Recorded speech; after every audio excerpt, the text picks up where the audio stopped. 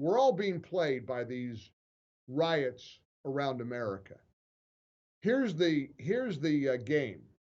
Let me give you the little game that we're all being treated to. The media is pretending that the people who are burning down buildings and assaulting people and firing guns into passing cars and all the violence and the arrests and the destruction, those are peaceful protests. I know this isn't anything brand new, but this weekend was pretty bad. This weekend we had a lot of things happen. You had a guy murdered. A black Trump supporter in Milwaukee was shot dead. You had a rioter, demonstrator. I think demonstrator is a better word. You had a demonstrator shot when he apparently fired his gun into somebody's car. He missed the driver, but the driver didn't miss when he fired back. So now that guy's dead. Oakland protesters setting fire to the courthouse. Of course, the mayors of any of these goofy, liberally run cities don't want any federal law enforcement to help because they think they're exacerbating the situation. Just let it burn, I guess. I guess they want the courthouse burned down. These are federal courthouses they're targeting, you know.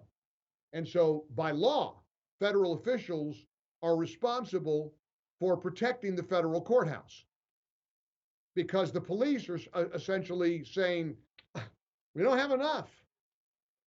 Sorry, community, you're on your own. Look at this live update from USA Today. Man shot to death in Austin. Seattle police declare riot. Armed militia in Louisville.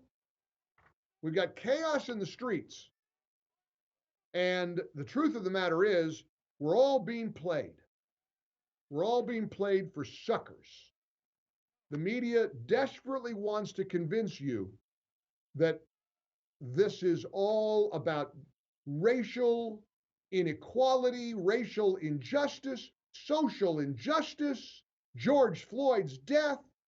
It's all about getting better. That's the game. I saw a tweet over the weekend from ABC News. I'm not kidding you. I'm going to send this to Pavlina because I know you think I'm lying to you when I read this tweet. Remember the video of the guy, the TV reporter in front of the burning buildings? This is a peaceful protest. Everything's calm behind me. And the buildings were literally on fire behind him. You remember that, right? Well, there's a new one. There is a tweet from ABC News showing chaos, showing, fire and everything else. Here's the tweet, and I quote, protesters in California set fire to a courthouse, damaged a police station, and assaulted officers after a peaceful demonstration intensified.